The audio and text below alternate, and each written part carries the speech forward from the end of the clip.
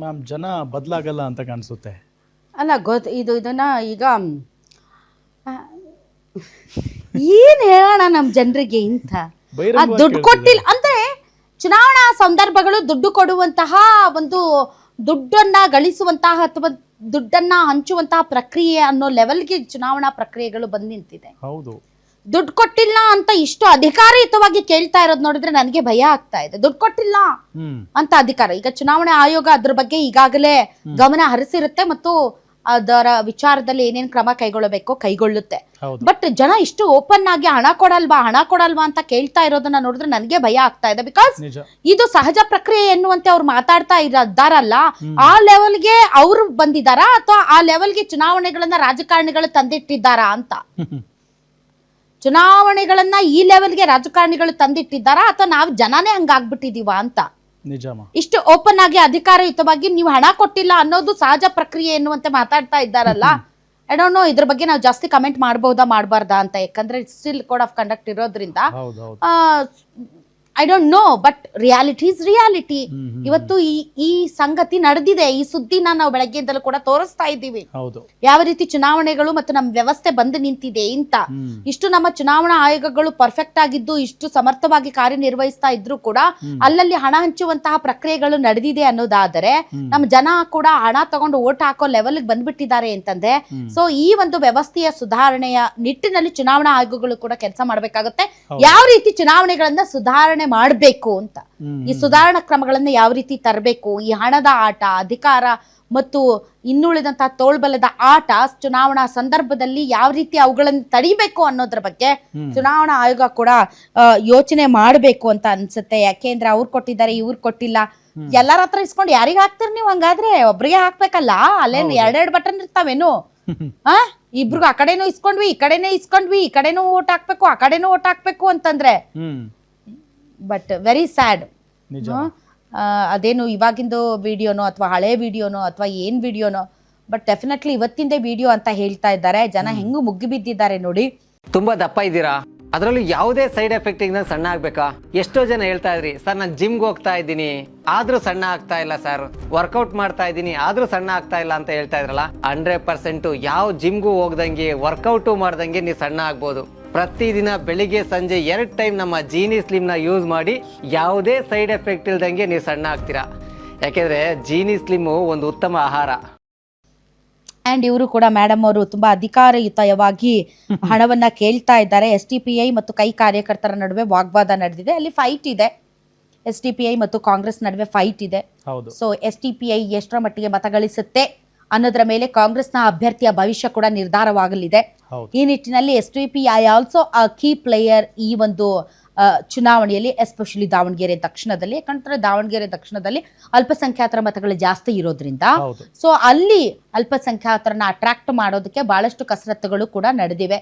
Initial stage ಅಲ್ಲಿ ಬಹಳಷ್ಟು ನಡೀತು ವಿಚಾರಗಳು. ಅದಾದ ಮೇಲೆ ಈ ವೋಟಿಂಗ್ ಟರ್ನ್ಔಟ್ ಏನಿದೆ ಇದರ ಬಗ್ಗೆ ನನಗೆ ಸಖತ್ ಕುತೂಹಲ ಇತ್ತು. ಯಾಕೆಂದ್ರೆ ಕಳೆದ ಬಾರಿ 2023ರಲ್ಲಿ ಚುನಾವಣೆ ನಡೆದಂತಹ ಸಂದರ್ಭದಲ್ಲಿ ದಾವಣಗೆರೆ ದಕ್ಷಿಣದಲ್ಲಿ ಸುಮಾರು 69.48% ಮತದಾನ ನಡೆದಿತ್ತು.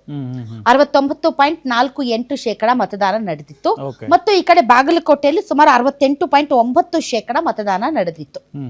ಸೊ ಬೈ ಎಲೆಕ್ಷನ್ ನಲ್ಲಿ ಜಾಸ್ತಿ ಜನ ಬರ್ತಾರೆ ಅನ್ನುವಂತಹ ಒಂದು, ಯಾಕೆಂದ್ರೆ ಪ್ರತಿಯೊಬ್ಬ ಮತದಾರರನ್ನು ಕೂಡ ರೀಚ್ ಮಾಡಿರ್ತಾರಲ್ಲ ಇವರು. ಸೊ ಅದು ಬೈ ಎಲೆಕ್ಷನ್ ಪ್ರತಿಷ್ಠೆಯ ಕಣ ಬೇರೆ ಆಗಿರುತ್ತೆ ಆಡಳಿತ ಪಕ್ಷಕ್ಕೆ ಮತ್ತು ವಿರೋಧ ಪಕ್ಷಕ್ಕೆ. ಅದರಲ್ಲೂ ಕೂಡ ಒಂದು ಪಕ್ಷ ಅಧಿಕಾರಕ್ಕೆ ಬಂದು 2.5 ವರ್ಷಗಳಾದ ಮೇಲೆ ಅಥವಾ 3 ವರ್ಷಗಳಾದ ಮೇಲೆ ತುಂಬಾ ಇಂಪಾರ್ಟೆಂಟ್ ಅಂತ ಅನ್ಸುತ್ತೆ. ಯಾಕೆಂದ್ರೆ ಆಡಳಿತದಲ್ಲಿರುವಂತಹ ಪಕ್ಷದ ಇಮೇಜ್ ಮತ್ತು ಆ ಒಂದು ಆಡಳಿತದ ಕಾರ್ಯಕ್ಷಮತೆ ನೋಡಿ ಜನ ವೋಟ್ ಹಾಕ್ತಾರೆ ಅನ್ನೋದು ಒಂದು ಇರುತ್ತೆ. ಹೀಗಾಗಿ ಈ ಬೈ ಎಲೆಕ್ಷನ್ ಗಳಲ್ಲಿ ವೋಟಿಂಗ್ ಪರ್ಸೆಂಟೇಜ್ ಜಾಸ್ತಿ ಆಗ್ಬಹುದು ಅನ್ನುವಂತ ಒಂದು ನಿರೀಕ್ಷೆ ಇರುತ್ತೆ. ಬಟ್ ನನಗೆ ಈಗ ಕುತೂಹಲ ಇದ್ದದ್ದು ಎಸ್ಪೆಷಲಿ ದಾವಣಗೆರೆ ದಕ್ಷಿಣದಲ್ಲಿ ಒಂದು ಸಮುದಾಯ ಏನೋ ಅಪ್ಸೆಟ್ ಆಗಿ ಚುನಾವಣೆಗೆ ಬರೋದೇ ಇಲ್ಲ, ಮತದಾನವನ್ನೇ ಮಾಡೋದಿಲ್ಲ, ಮತಗಟ್ಟೆಗಳಿಗೆ ಬರ್ದೇನೆ ತಮ್ಮ ಒಂದು ಬೇಸರವನ್ನ, ತಮ್ಮ ಒಂದು ಕೋಪವನ್ನ ತೋರಿಸುತ್ತೆ ಅಂತ ಹೇಳಲಾಗ್ತಾ ಇತ್ತು. ಹೌದು. ಬಟ್ ಇವತ್ತು ನಡೆದಿರುವಂತಹ ವೋಟಿಂಗ್ ಪರ್ಸೆಂಟೇಜ್ ನೋಡಿದ್ರೆ ಕಳೆದ ಬಾರಿ 2023 ವಿಧಾನಸಭಾ ಚುನಾವಣೆಗೂ ಮತ್ತು ಈಗ ನಡೆದಿರುವಂತಹ ಬೈ ಎಲೆಕ್ಷನ್ಗೂ ವೋಟಿಂಗ್ ಪರ್ಸೆಂಟೇಜ್ ಅಲ್ಲಿ ಅಂತ ಭಾರಿ ವ್ಯತ್ಯಾಸ ನನ್ಗೆ ಕಾಣ್ತಾ ಇಲ್ಲ. ಹೌದು. ಬಿಕಾಸ್ ಈ ಬಾರಿ 2 ಕ್ಷೇತ್ರಗಳಲ್ಲಿ ಸುಮಾರು ಸಂಜೆ 6 ಗಂಟೆಯ ಹೊತ್ತಿಗೆ ಬಂದಿರುವಂತಹ ಮಾಹಿತಿಯ ಪ್ರಕಾರ 68% 2 ಕಡೆಗಳಲ್ಲೂ ನಡೆದಿದೆ. ಸೊ ಕಳೆದ ಬಾರಿಗೆ ಹೋಲಿಸಿದ್ರೆ ಹಂಗೆ ಇದೆ, ಒಂದು ಶೇಕಡ 1 ಅಥವಾ ಶೇಕಡ 0.60 ಈ ತರದಲ್ಲಿ ಒಂದು ವ್ಯತ್ಯಾಸ ಇದೆ. ಸೊ ಇದು ತುಂಬಾ ಇಮ್ಮೆನ್ಸ್ ಬದಲಾವಣೆ ಅಂತ ಹೇಳಕ್ಕಾಗಲ್ಲ. ಲೇಟೆಸ್ಟ್ ಆಗಿ ಚುನಾವಣಾ ಆಯೋಗ ಏನಾದ್ರೂ ಕಂಪ್ಲೀಟ್ ಆದಂತಹ ಒಂದು ಅಂಕಿ ಅಂಶಗಳನ್ನ ಕೊಟ್ಟಿದ್ಯಾ ಅನ್ನೋದ್ರ ಬಗ್ಗೆ ನನಗಿನ್ನೂ ಮಾಹಿತಿ ಇಲ್ಲ. ಬಟ್ 6 ಗಂಟೆಯವರೆಗೆ ನಮಗೆ ಬಂದಿರುವಂತಹ ಮಾಹಿತಿಯ ಪ್ರಕಾರ ಶೇಕಡ 68% 2 ಕ್ಷೇತ್ರಗಳಲ್ಲಿ ಮತದಾನ ನಡೆದಿದೆ. ಹಾಗೆ ನಾನು ಆಗ್ಲೇ ಹೇಳಿದಾಗೆ 2023 ಬಾಗಲಕೋಟೆಯಲ್ಲಿ ಸುಮಾರು 68.9%, ದಾವಣಗೆರೆ ದಕ್ಷಿಣದಲ್ಲಿ 69.48% ನಡೆದಿತ್ತು. ಸೊ ಈ ನನಗೆ ಕಾಣ್ತಾ ಇರೋದು ಕೇವಲ 1% ಮಾತ್ರ ಹೆಚ್ಚು ಕಡಿಮೆ ಇನ್ ದಾವಣಗೆರೆ ದಕ್ಷಿಣ. ಸೊ ಇದು ಡಿಸೈಡಿಂಗ್ ಫ್ಯಾಕ್ಟರ್ ಆಗುತ್ತಾ ಈ 1%? ಅಂಡ್ ತುಂಬಾ ಕಡಿಮೆ ಇರಬಹುದು. ಸೊ ಏನು ಇಲ್ಲ, ಒಂದು ಸಮುದಾಯ ನಾವು ಮತಗಟ್ಟೆಗೆ ಬರಲ್ಲ ಅಂತ ಹೇಳ್ತಾ ಇದ್ರು, ಆ ಒಂದು ಕಂಪ್ಲೀಟ್ ಲಕ್ಷಣ ಅಂತೂ ಇಲ್ಲಿ ಕಾಣ್ತಾ ಇಲ್ಲ. ವೋಟಿಂಗ್ ಪರ್ಸೆಂಟೇಜ್ ಅನ್ನ ಇಟ್ಕೊಂಡ್ರೆ ಭಾರಿ ತಲ್ಲಣಗಳಾಗಬೇಕಾಗಿತ್ತು. ನಾನು ಅನ್ಕೊಂಡೆ ಒಂದು ಏನಿಲ್ಲ ಅಂದ್ರೆ ಒಂದು 5-6% ಆರ್ ಒಂದು 10% ಹೆಚ್ಚು ಕಡಿಮೆ ಆಗ್ಬೋದು ಕಳೆದ ಬಾರಿಗೆ ಹೋಲಿಸಿದ್ರೆ ಅಂತ.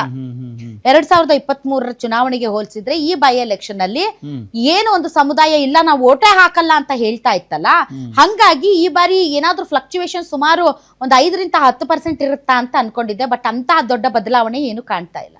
ಸೊ ಇದು ಯಾರ ಫೇವರ್ ವರ್ಕ್ ಆಗುತ್ತೆ ಏನು ಅನ್ನೋದ್ರ ಬಗ್ಗೆ ನಾವು ಇವಾಗ ಎಷ್ಟು ಮಟ್ಟಿಗೆ ವಿಶ್ಲೇಷಣೆ ಮಾಡಬಹುದೋ ಮಾಡಬಾರ್ದೋ ನನಗೆ ಗೊತ್ತಿಲ್ಲ. ಬಟ್ ಡೆಫಿನೆಟ್ಲಿ ಇನ್ನೊಂದು ಚರ್ಚೆನು ಶುರುವಾಗಿದೆ, ನಾಯಕತ್ವ ಬದಲಾವಣೆ ಆಗ್ಬಿಡುತ್ತೆ ಅಂತ.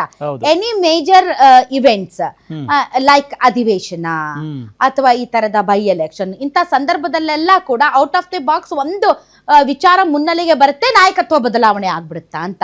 ಸೊ ಅದಕ್ಕಷ್ಟೇ ಸೀಮಿತ ಅಲ್ಲ, ಯಾವುದೇ ಹಬ್ಬಗಳು ಬರ್ಲಿ, ಸಂಕ್ರಾಂತಿ ಬರ್ಲಿ, ಸಂಕ್ರಾಂತಿ ಆದ್ಮೇಲೆ ನಾಯಕತ್ವ ಬದಲಾವಣೆ, ಯುಗಾದಿ ಬರ್ಲಿ, ಯುಗಾದಿ ಆದ್ಮೇಲೆ ನಾಯಕತ್ವ ಬದಲಾವಣೆ, ನ್ಯೂ ಇಯರ್ ಬಂದ ಮೇಲೆ ನಾಯಕತ್ವ ಬದಲಾವಣೆ. ಸೊ ಹಬ್ಬಗಳು ಬರಂಗಿಲ್ಲ, ಮತ್ತೆ ಮೇಜರ್ ಇವೆಂಟ್ಸ್ ಬರಂಗಿಲ್ಲ.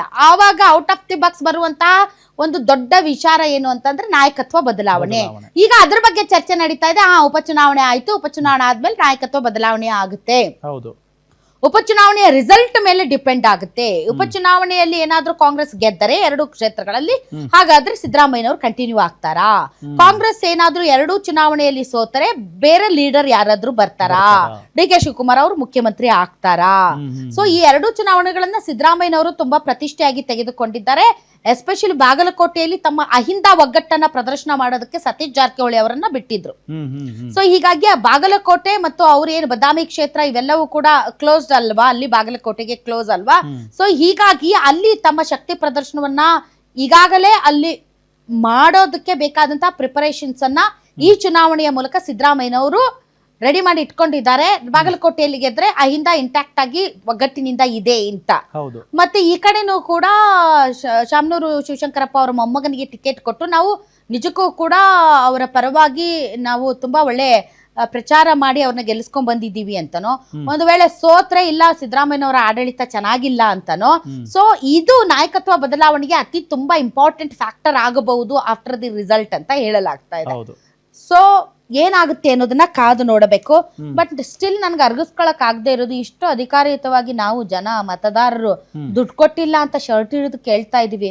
ಅದೇ ನಮ್ಗೆ ನಾಚಿಕೆ ಮನಮರ್ಯಾದೆ ಬೇಕು. ಕೆಲ್ಸಗಳಾಗಿಲ್ಲ, ಅಭಿವೃದ್ಧಿ ಕೆಲಸಗಳಾಗಿಲ್ಲ, ಕ್ಷೇತ್ರದಲ್ಲಿ ಏನಾಗಿದೆ ಅಂತ ಶರ್ಟ್ ಪಟ್ಟಿ ಹಿಡಿದು ಕೇಳೋದು ಬಿಟ್ಬಿಟ್ಟು ದುಡ್ಡು ಕೊಟ್ಟಿಲ್ಲ ಅಂತ ಕೇಳೋದಕ್ಕೆ ಇವತ್ತು ನಮ್ಗೆ ಇಂಥ ಪರಿಸ್ಥಿತಿ ಬಂದಿರೋದು. ನಮ್ಮನ್ನ ನಿಜಕ್ಕೂ ಕೂಡ ಈ ರಾಜಕಾರಣಿಗಳು ನಮ್ಮನ್ನ ಯಾಕೆ ಸೀರಿಯಸ್ ಆಗಿ ತಗೊಳ್ಳೋದಿಲ್ಲ, ಯಾಕೆ ನಮ್ಮ ಧ್ವನಿಗಳಿಗೆ ಒಂದು ಬೆಲೆ ಇರೋದಿಲ್ಲ ಅಂದ್ರೆ ಬಿಕಾಸ್ ಇಂಥ ವಿಚಾರಗಳಿಂದಾಗಿ.